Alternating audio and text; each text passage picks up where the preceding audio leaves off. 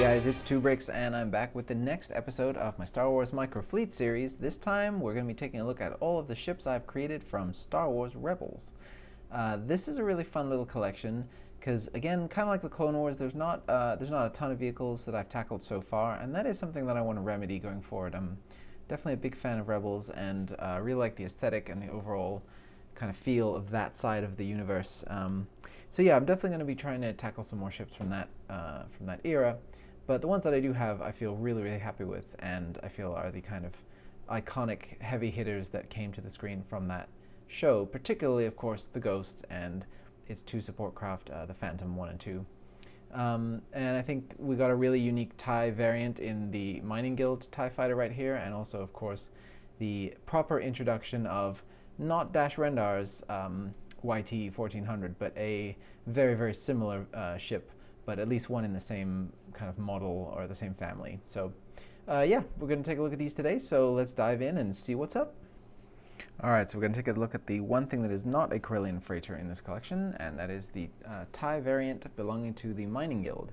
And this is a really interesting piece of Star Wars lore that they introduced for Rebels, where basically the Mining Guild had been contracted to have TIEs to kind of act as kind of security forces. They weren't officially standard Imperial TIEs, and they had these this cool yellow color scheme, and the way that the wings are done is a little bit different, obviously, than we're used to. And I just think it's a really cool design, and I was super glad to see something that went a little bit further outside of the zone of the usual TIE designs for this. So yeah, let's see. This is how it stacks up next to a regular TIE fighter, and you can see kind of the idea was that they took out the hexagon shape and they just cut a notch out of it. And for me, the closest thing that I have that can kind of represent that size is this one that comes out, this fairly new triangular tile that comes out a fair bit further, like a full stud further than this one. So technically that should be a little shorter and a little bit more of a steep cutout there, but I kind of like the look of it. I think it kind of makes it look more aggressive. I mean, the thing is pretty vastly oversized anyway, as all of my ties kind of have to be for necessity.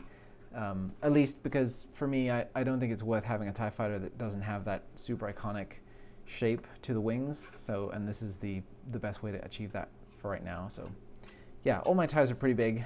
But I think this one just has such a cool, unique look that I don't really mind. And just for comparison's sake, here's how it scales next to Darth Vader's TIE Advanced, which is one of the bigger ones in my collection. So you can see it's got a fair amount of heft to it. There's not really much else to say beyond the actual look of it. I mean, they're just kind of less aggressive, less militarized versions of TIE fighters. All right, and let's take a look at this Corellian YT 1400 freighter, which I absolutely love the design of and always have.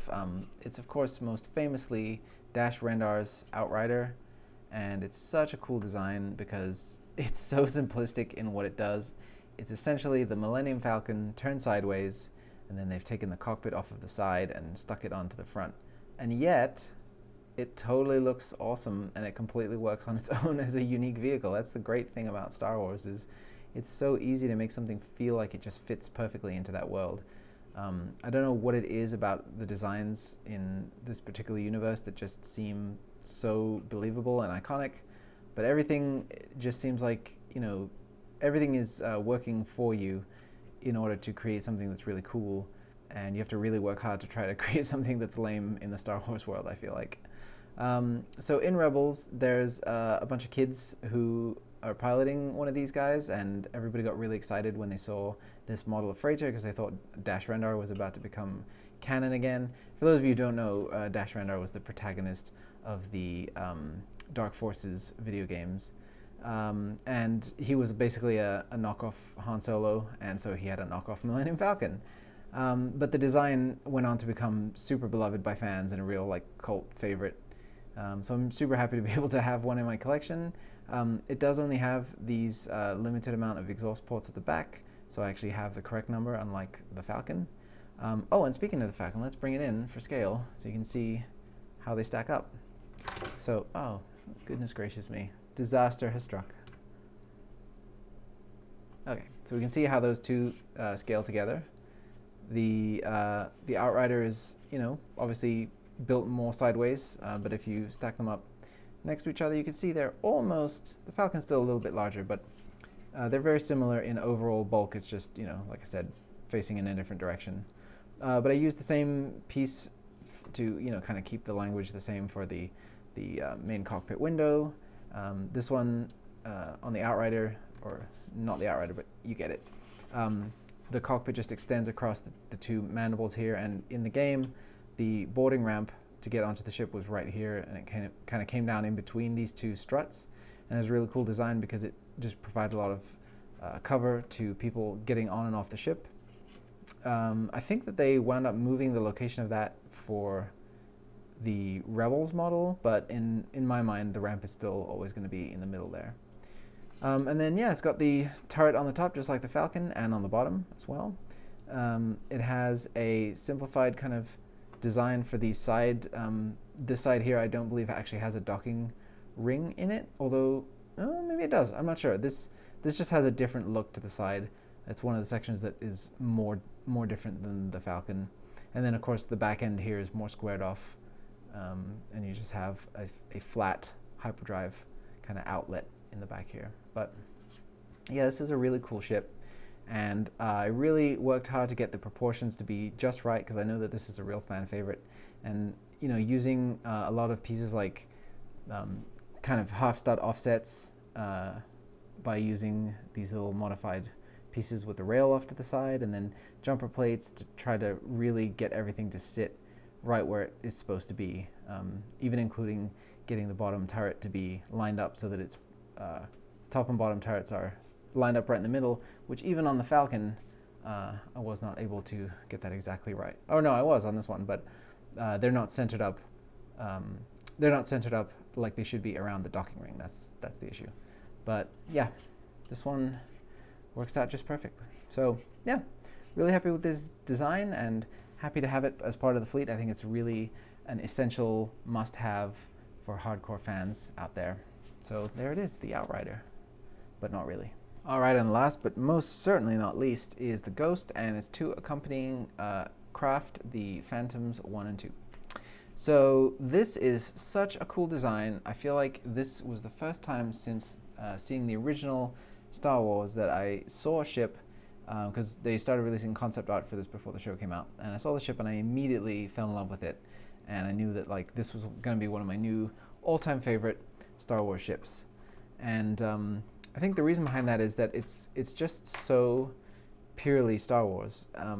The shape, the simplistic nature of the shape, but then when you get in, there's so much detail up close, especially when they kind of did the movie screen version of it, where it was kind of beefed up with all the detail and stuff like that. I feel like I know every inch of the inside of this ship, how it is. I can imagine what it's like, you know, running around inside of this thing, because I've kind of looked at all the different blueprints and stuff like that, and it's really become like one of my absolute top favorite ships in the saga, and that's really impressive for, you know, a thing that was designed for a kids show. I mean, essentially, right? So yeah, the Ghost is fantastic. It's a Corellian freighter, much like the Millennium Falcon. And actually, the ship that it reminds me the most of in the whole, you know, closer than the Falcon or closer than anything else, is actually this one, Serenity, which is not a Star Wars thing, but it's the ship that I'm making right now in my other series. Check it out if you like. It's so similar to me because it's the home base of the crew. So many of the crew members share kind of similar character traits. You know, Zeb is like Jane from the show. You know, Kanan is very similar to Mal. They've all kind of got their tropey backgrounds that just kind of make them fit in with the kinds of characters we saw on that show. So I think it's really hilarious to basically have like a Star Wars official version of Firefly or of Serenity that exists within this world. I basically think of these two as one and the same, and I think that's another reason that I like it so much, is because Serenity and Firefly is one of my favorite other sci-fi universes other than Star Wars. So I try to get as much detail and accuracy into this as humanly possible, agonizing over every single stud like I did with the Falcon. I was really happy to be able to get a lot of fairly new parts, and I relied on a couple of pretty old ones too.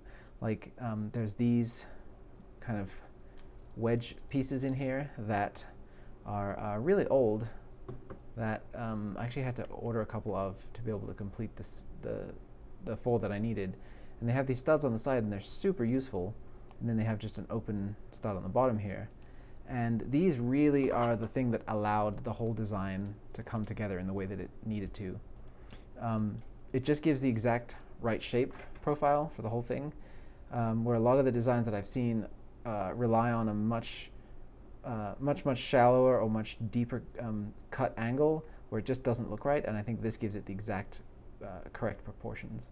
And I've modeled this one to have the Phantom 1 sitting in there, so you can imagine that that's the Phantom tucked in there.